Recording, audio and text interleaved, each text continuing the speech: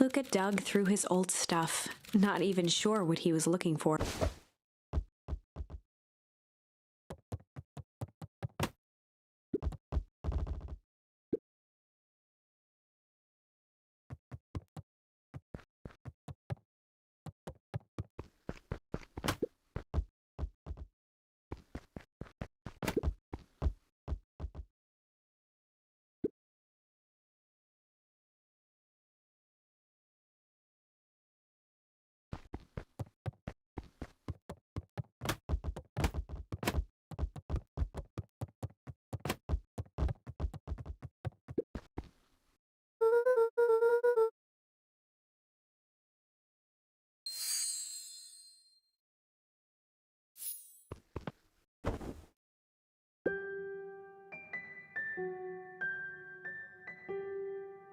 Gran cooed gently from the hallway.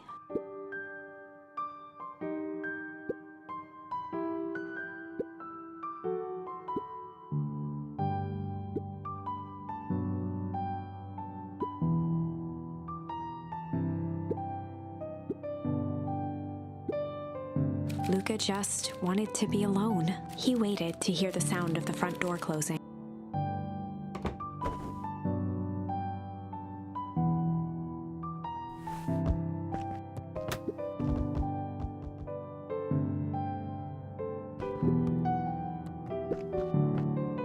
Luca dozed off again.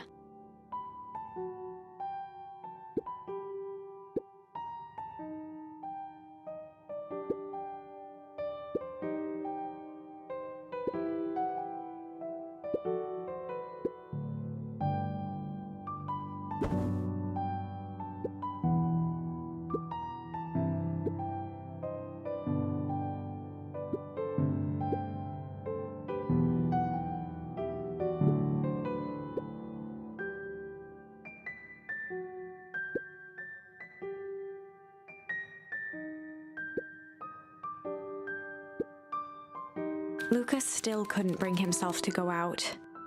Besides, if he ran into Rollo, he'd have to actually confront the situation.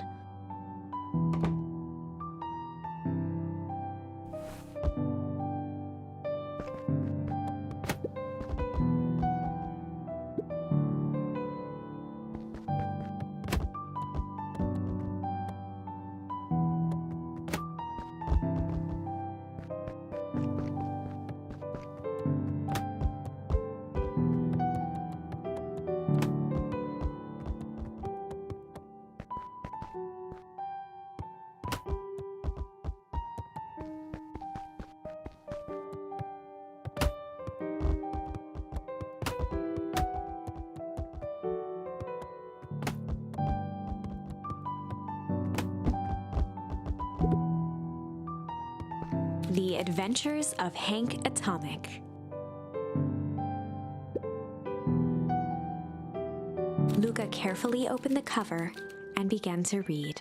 Rollo had received it for his birthday. A special hardcover edition with behind-the-scenes commentary and bonus art. Rollo cherished it, but asked that Luca keep it at his house. Luca wasn't sure if it was because Rollo didn't trust himself with it, didn't trust his sister around it, or just wanted an excuse to come hang out at Luca's more often. Whatever the reason, Luca didn't mind, but it had stayed right there where Rollo had stashed it ever since. Now, at the foot of his bed, Luca lost himself in the pages. He'd read it all before, but at this moment, it somehow felt sentimental. He was well into issue number 5 when he heard soft footsteps from the hallway.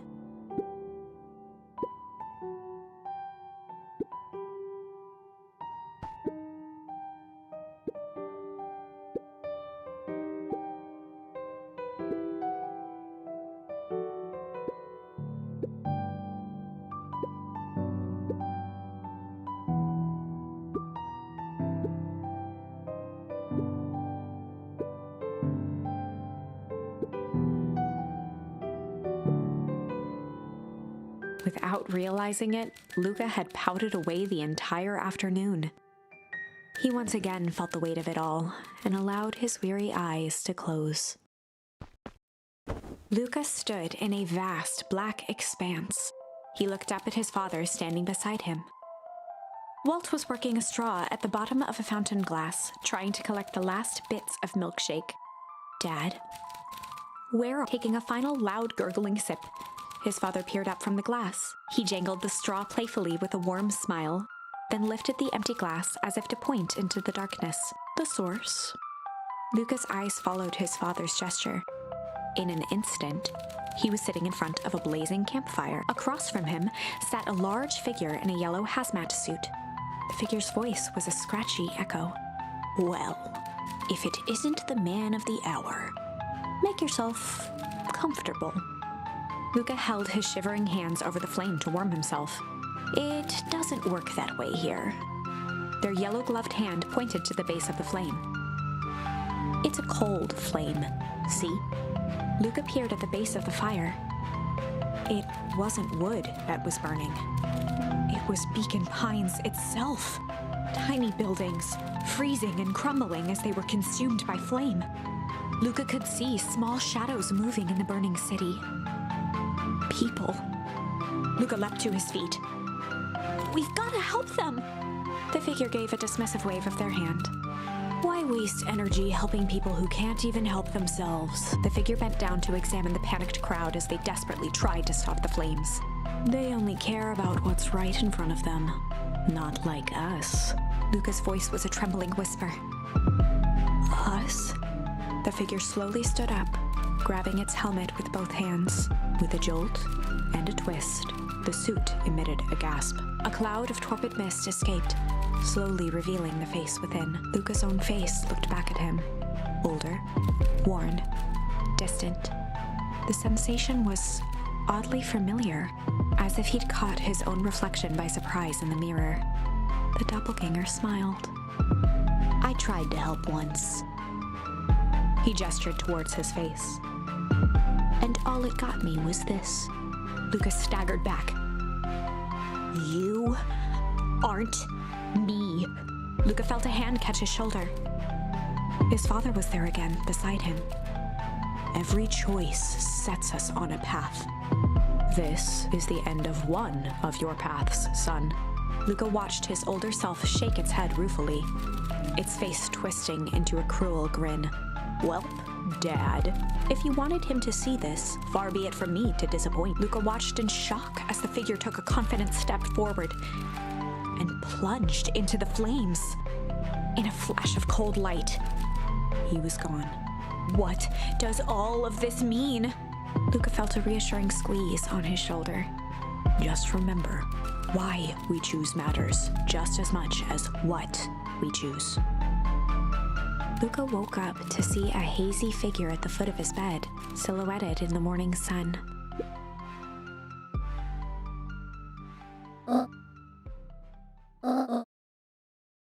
Luca rubbed his eyes. The kind, concerned face of his gran came into focus.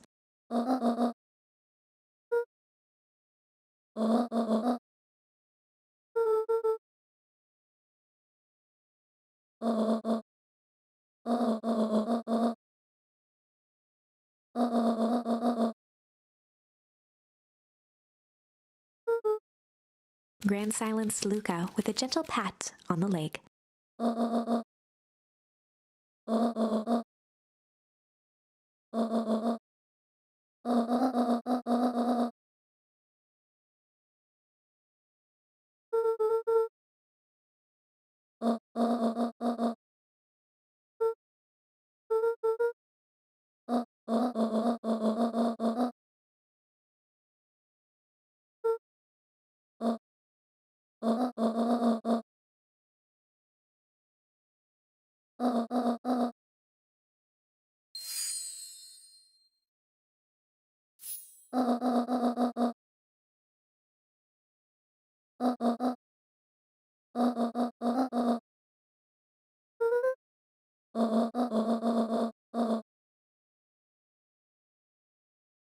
Luca gave a reluctant nod.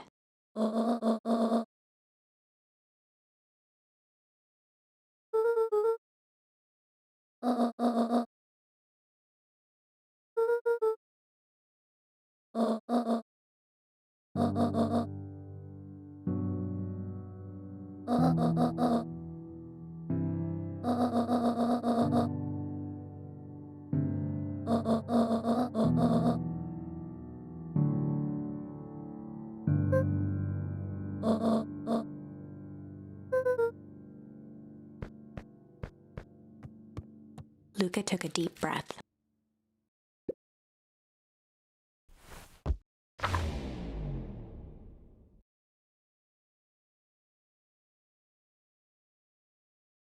Chapter 6.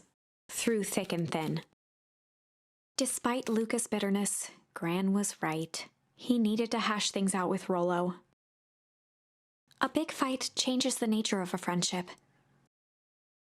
Whether, in the end, it is for the better or for the worse, all comes down to understanding. If one is not careful, the same familiarity that builds the strongest of bonds can become the wrecking ball that shatters them.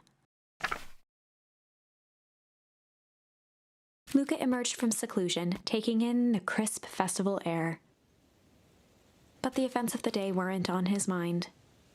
He had to find Rollo.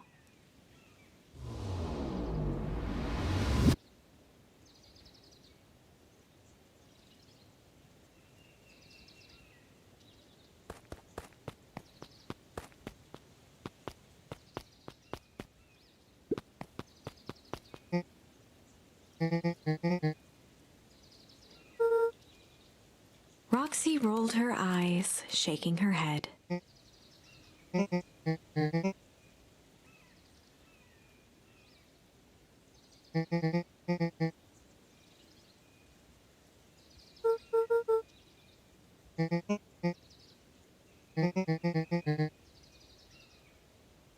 Luca looked down and kicked at the dirt.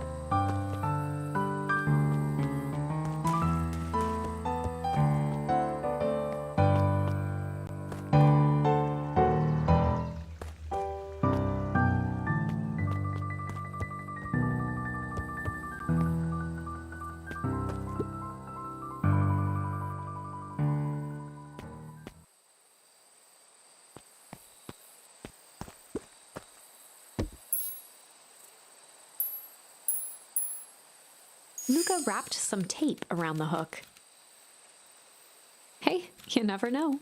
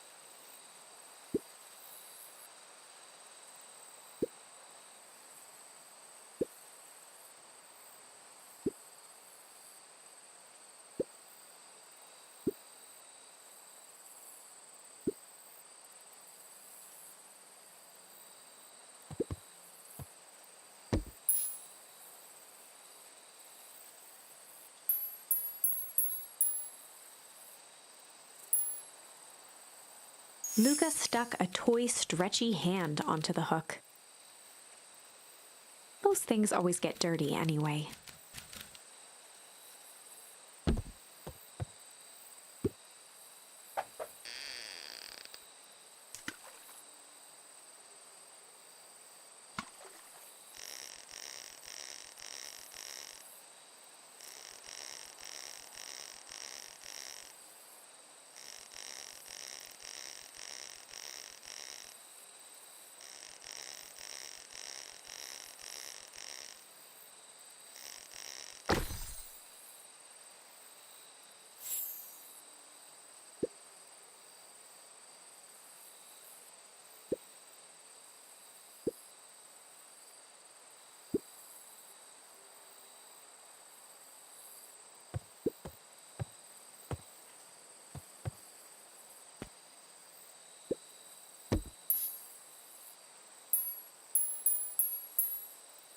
Luca placed a sinker on the line.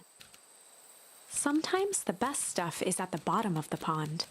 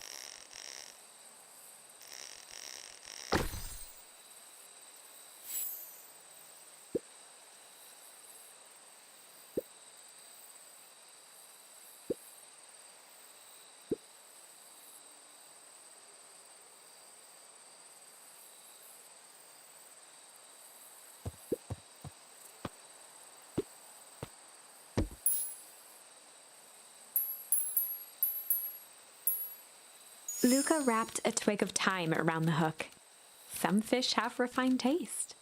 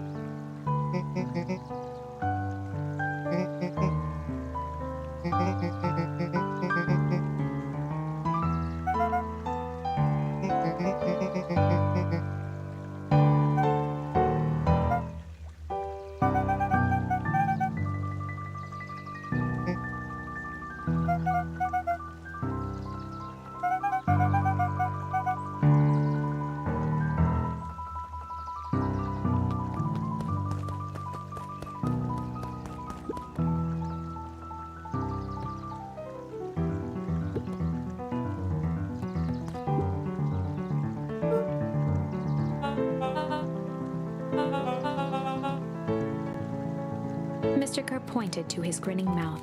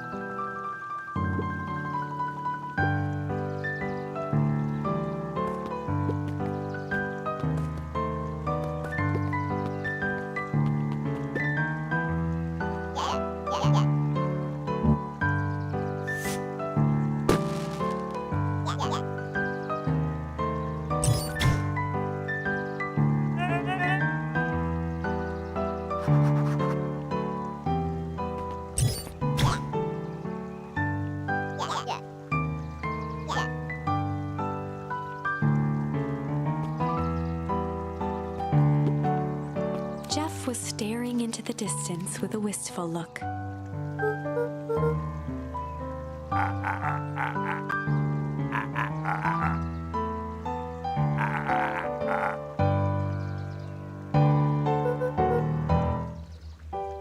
Jeff turned to Luca with a furrowed brow, then gave an understanding nod. For a moment, the two now shared that same wistful gaze.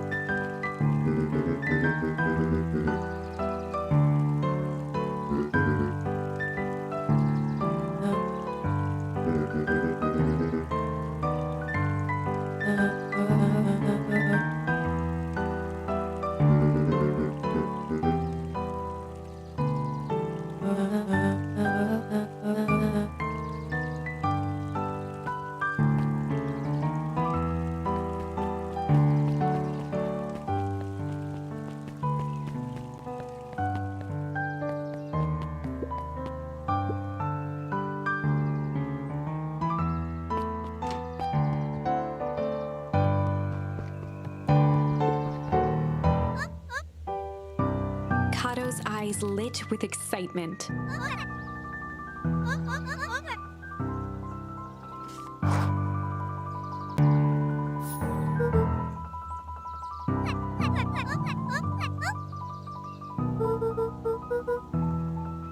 Kato straightened up and cleared his throat as if preparing to sing.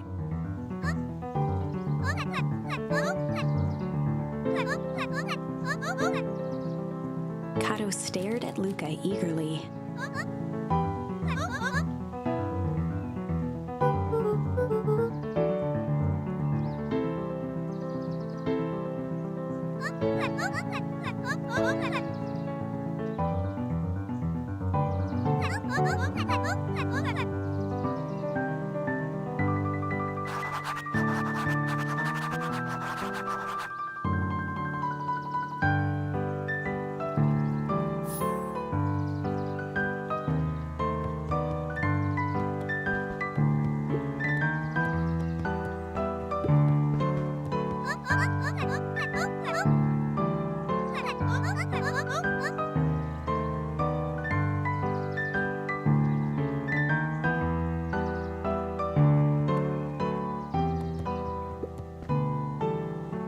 Luca grabbed The Issue with Self-Help, a helpful guide, from the shelf.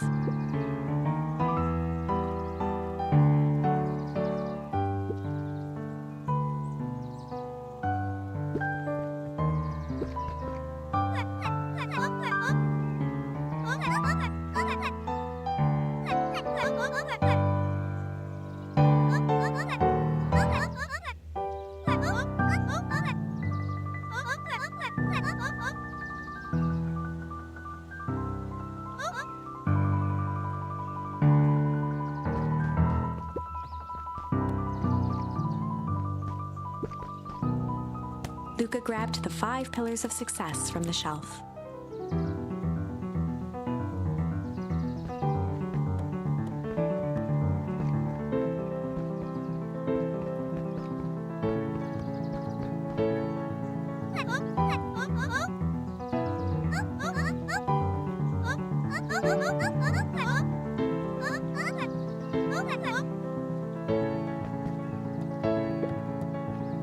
Luca grabbed Natural Photography, Volume 5, from the shelf. Luca grabbed The Modern Science of Atomic Radiation from the shelf. Luca grabbed the modern science of atomic radiation from the shelf.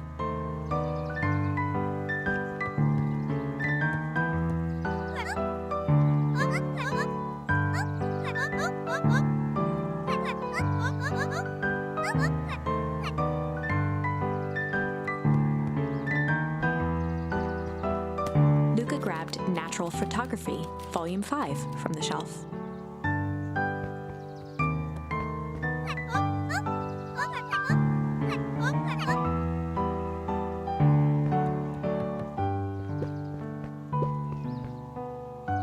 Luca grabbed The Adventures of Hank Atomic, issue number 4, from the shelf.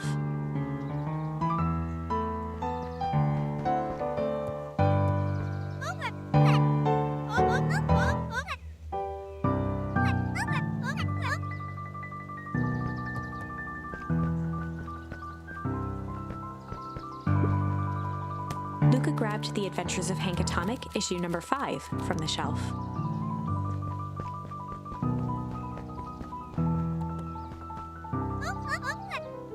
Kato removed his book from the desk and replaced it with Luca's, turning on the lamp. As he slid the book under the purple light, 2 words glowed. The Adventures of Hank Atomic, issue 5. Luca clicked his tongue with recognition.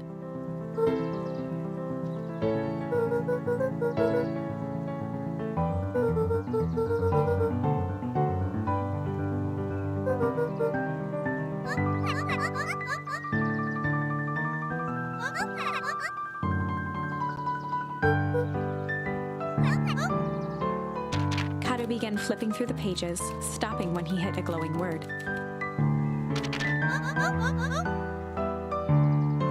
He continued flipping.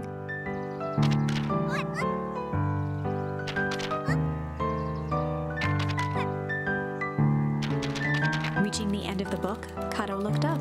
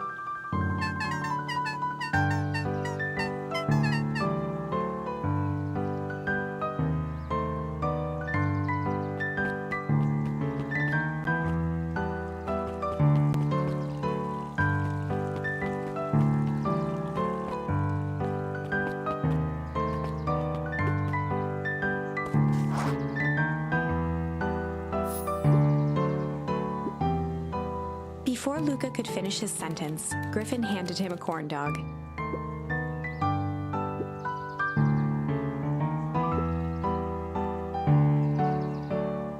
Luca shrugged, taking a sizable bite out of the corn dog.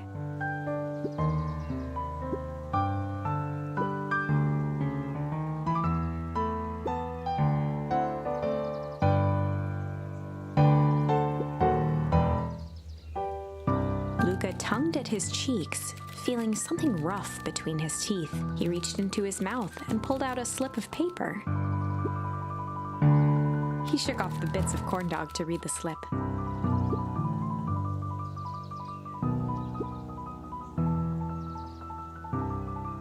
Luca finished off the remainder of the corn dog.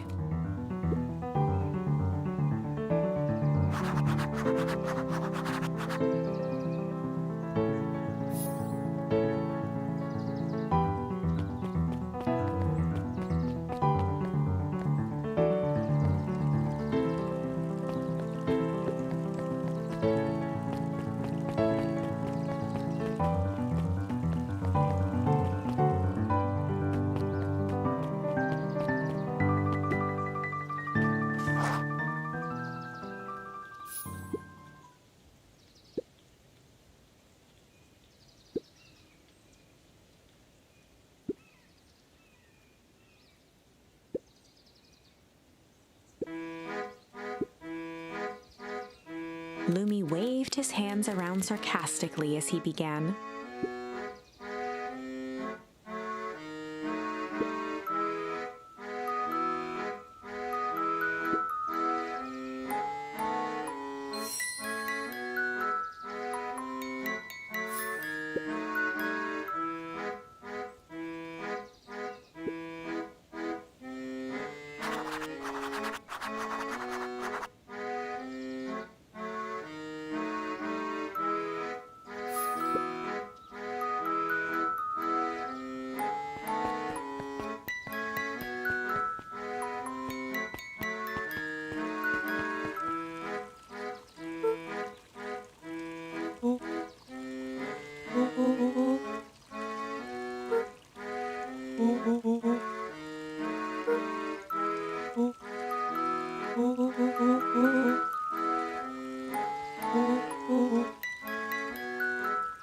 Rollo sheepishly handed Luca the balloons.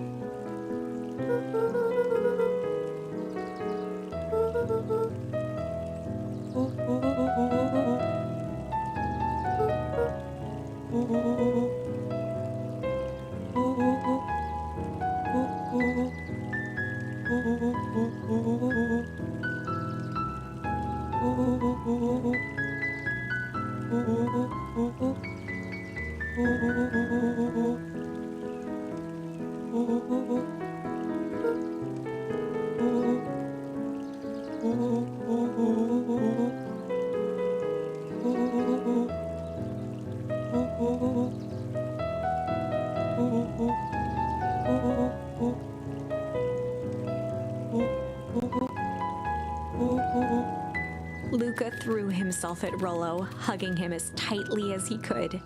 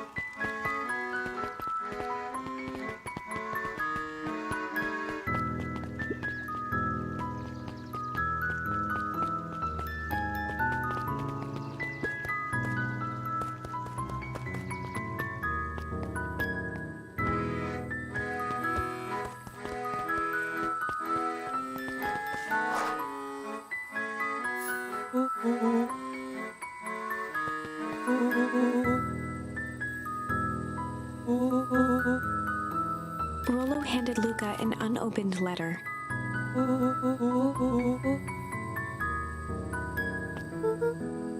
Luca, some things are going to happen that might be difficult for you to understand.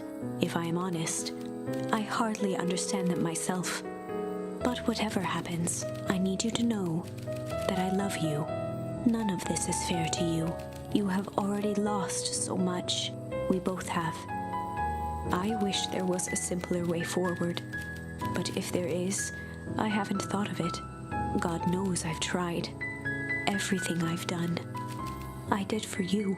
I hope someday you can accept that. Love, Gran. Luca folded the paper into his pocket and headed up the ladder.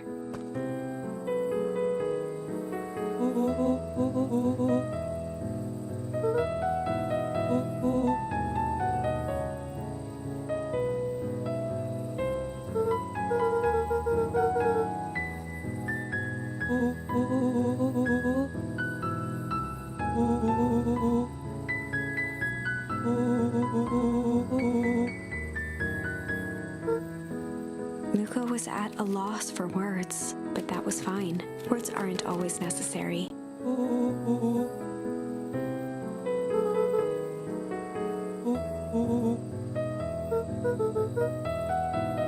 Sadly, this was untrue. A distant rumble shook the treehouse.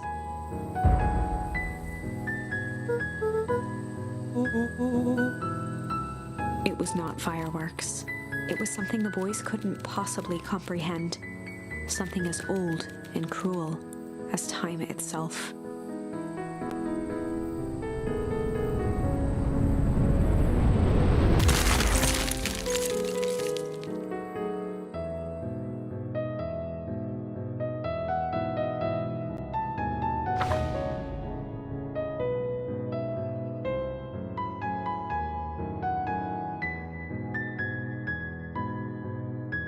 A shockwave of cold tore through the room.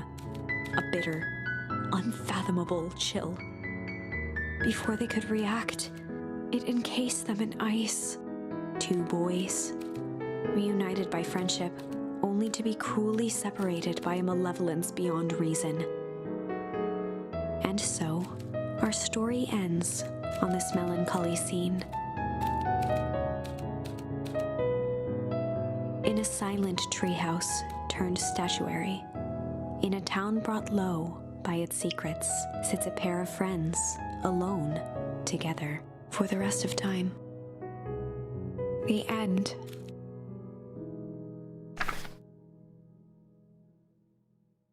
No, that can't be the ending. It simply can't. I won't accept it, and I hope you won't either.